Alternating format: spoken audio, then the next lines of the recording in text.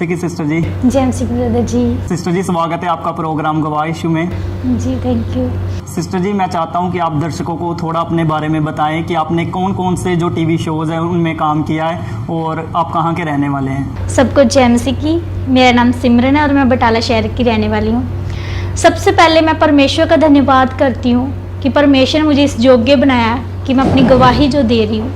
और मैं ब्रदर जी का भी स्वागत करती हूँ, गवाह यीशु वालों का, कि जिन्होंने इतना बड़ा उपराला किया है, जो लोगों की टेस्ट मनी जो है लेते हैं और सबको सुनाते हैं और इन टेस्ट मनियों को देख के बहुत से भाई बहनों का जीवन बदलता है।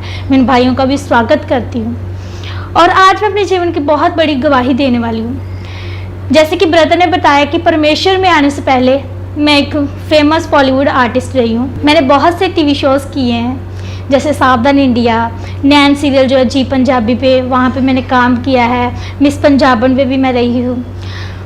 परमेश्वर में भी थी तब भी मैं ये टीवी सीरियल करती थी। पर जब मैं परमेश्वर में नहीं थी, मैं एक ऐसी लड़की थी जो परमेश्वर की निंदा करने में सबसे माहिर थी। मैं बहुत निंदा करती थी परमेश्वर की। मैं इतने बुरे शब्द बोलती थी पास्टर्स के लिए, और जहाँ जहाँ चर्चेस होती थी तो मैं बहुत बुरा भला बोलती थी, गंदी गंदी गालियाँ निकालती थी, क्योंकि मैं अन्य जाति की थी, मुझे पता नहीं था। तो ऐसे हुआ कि जब मैं परमेश्वर में नहीं थी तो 2016-17 में मेरी लाइफ जो थी परमेश्वर में, मैं तो पहले से नहीं थी, नफरत तो मुझे बहुत सी। पर एक बार ऐसा हुआ कि मैं व्यभिचार में थी 2017 में। तो मैं व्यभिचार में थी, तो जिस इंसान के साथ मैं व्यभिचार में थी वो इंसान जो है वो क्रिश्चियन थे। तो पता नहीं क्या हुआ, मेरे को लगता है ये परमेश्वर की कॉलिंग थी शायद मुझे बदलने के लिए, क्योंकि परमेश्वर का वचन कहता है ठोकरों का लगना ज़रूरी है। तो तब क्या हुआ कि जब जिस इंसान के साथ मैं व्यभिचार में थी तो मेरे को पता नहीं लगा, एकदम से वो मुझे छोड़ गया। और बिना रीज़न से हमारा रिलेशन जो था, मतलब मैं पूरी पाप में थी, जाती थी, घूमती थी, फिरती थी, लड़कियों के साथ घूमती थी। टोटली मैं अपने घर से बिल्कुल लापता थी। मैं घर पे नहीं आती थी, मुझे पता ही नहीं था कि मेरी फैमिली कहाँ है, कौन कौन मेरे घर में है। तो ऐसे हुए जब उस इंसान ने मुझे को छोड़ा जिसके साथ मैं व्यभिचार में थी, जब उसने मुझे छोड़ा तो मुझे और नफरत होगी क्रिश्चियन से। मैं पहले ही बहुत नफरत करती थी। मुझे लगता था कि ये सब ड्रामे करते हैं, जो लोगों को पैसे दे के धर्म बदलते हैं। मेरे को ऐसा लगता था, क्योंकि मैं नहीं सही जानती थी परमेश्वर कौन है यीशु मसीह।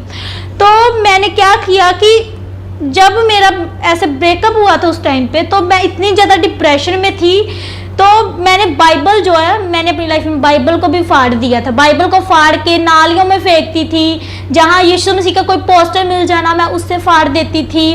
तो मेरा जीवन ऐसे था कि मैंने अपनी लाइफ में मैं बाइबल को फाड़ दिया था, और बाइबल को फाड़ के छोटे छोटे टुकड़े करके मैं नालियों में फेंकती थी, फ्लश में फेंका था मैंने। और जहाँ कहीं मुझे यीशु मसीह का पोस्टर भी दिख जाता था तो मैं उस पर जूती मारती थी।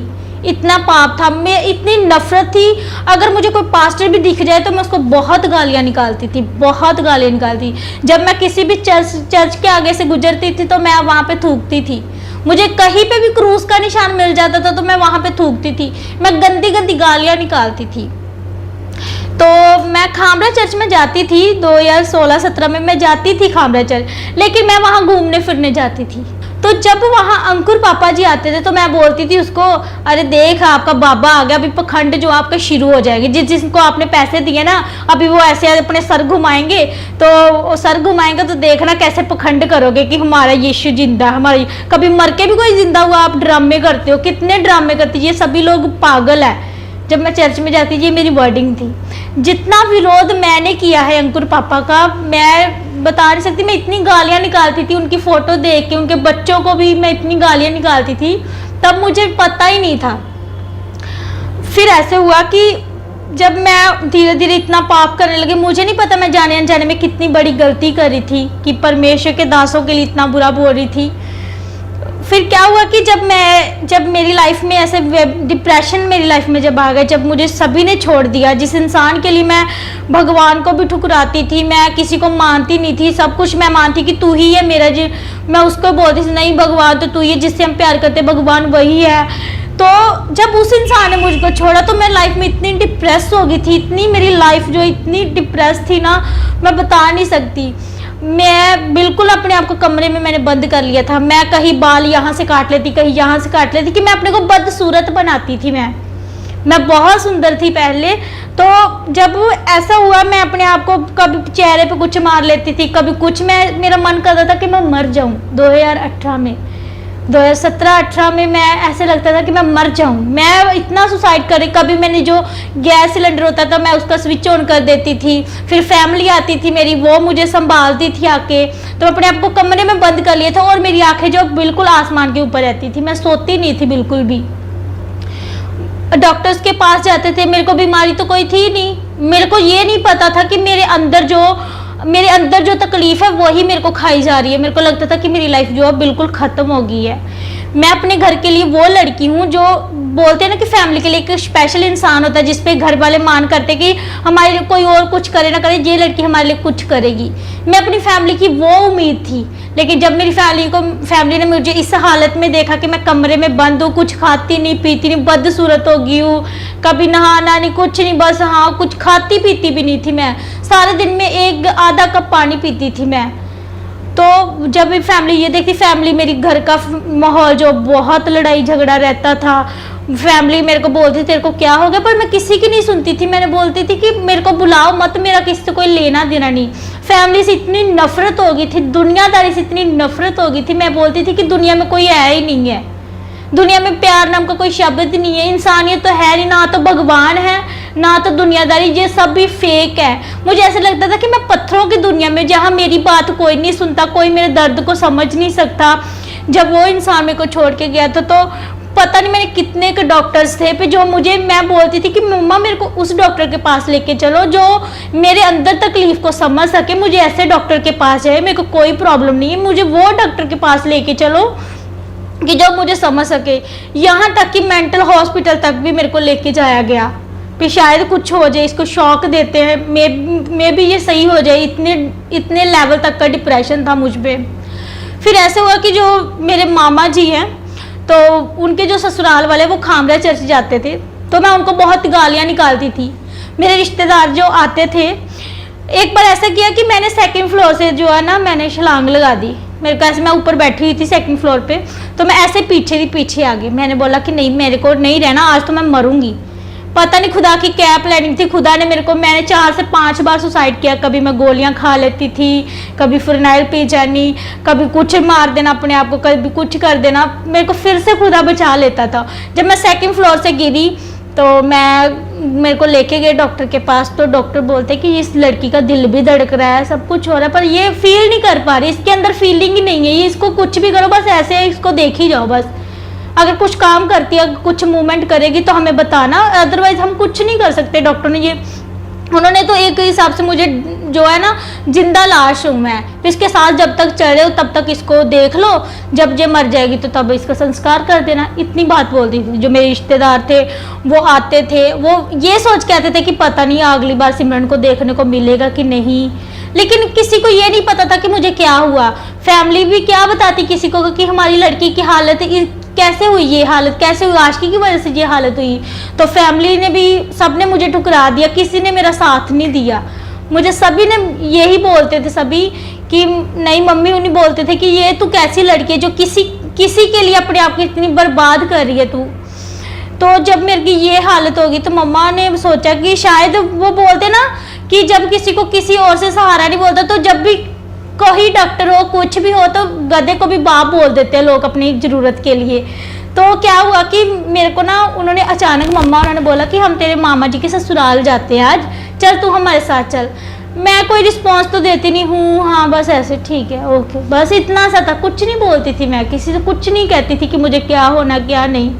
बिल्कुल बेड पे थी, कमरा बंद रखना अपना, कोई मुझे बुलाए ना, किसी की आवाज़ ना आए मुझे, ऐसी थी मैं कि मुझे कोई ना बुलाए। यहाँ तक कि जो मेरी माँ है मैं उससे बहुत नफरत करती थी, मुझे माँ शब्द से बहुत नफरत थी। इस तरह से मैं बोलती कि आपकी आवाज़ मेरे कानों पे ना पड़े, पता नहीं मुझे क्यों ऐसा होता था।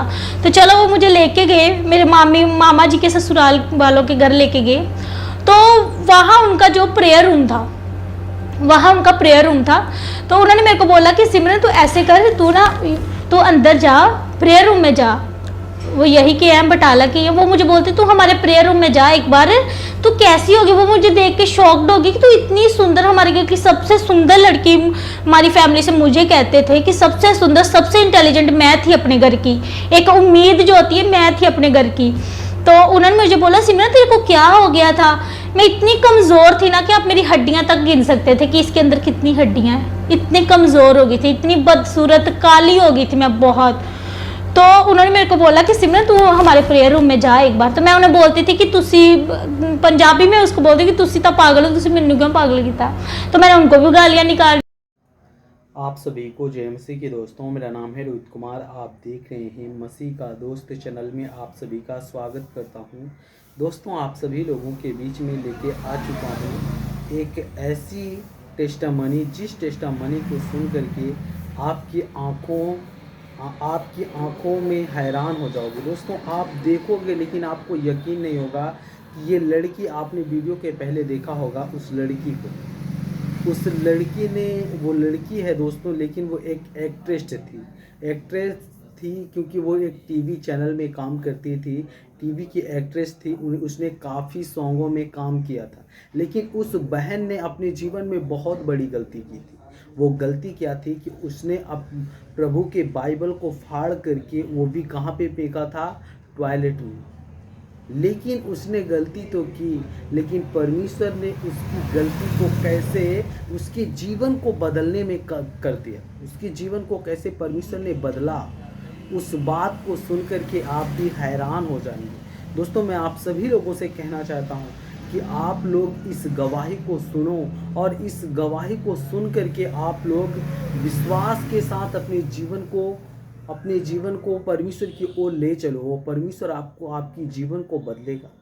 क्योंकि दोस्तों, ये एक्ट्रेस जो थी वो काफ़ी टीवी चैनलों में, काफ़ी सॉन्गों में काम की थी, और लेकिन वो प्रभु को नहीं मानती थी।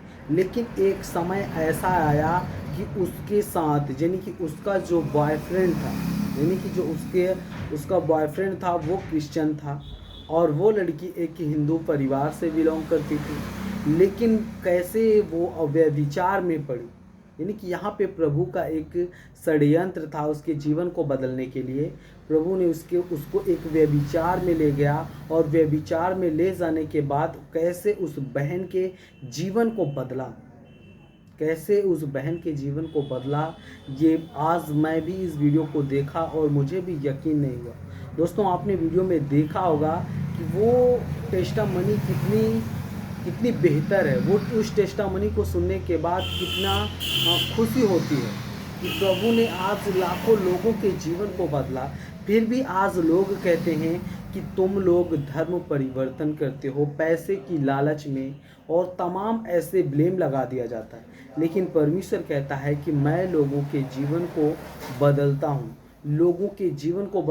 उनका धर्म नहीं। परमेश्वर कहता है कि मैं लोगों के जीवन को बदलता हूँ, उनका धर्म नहीं, उनके जीवन की सारी समस्याओं से बचाता हूँ, ताकि वो अपने जीवन में सारी समस्याओं से छुटकारा पा सकें, बहुत सारी दिक्कतों से आज़ाद हो सकें। क्योंकि आज बहुत ऐसे मसीह लोग हैं जो अपने जीवन में बहुत सारी समस्याओं से और बहुत सारी प्रॉब्लमों से ग्रसित रहते हैं। लेकिन परमेश्वर कहता है कि वो सर्वशक्तिमान परमेश्वर आपको बचाएगा, आपको सुरक्षित रखेगा। तो जितने मेरे मसीह भाई बहन हैं, आप सभी लोगों से कहना चाहता हूँ, God bless you all of you, आमीन। नेक्स्ट वीडियो में मिलता हूँ दोस्तों।